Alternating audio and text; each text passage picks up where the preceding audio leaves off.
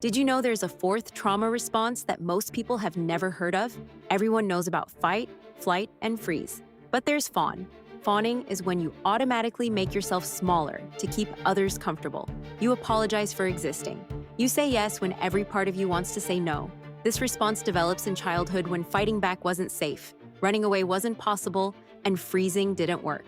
So you learned that being agreeable and helpful meant survival.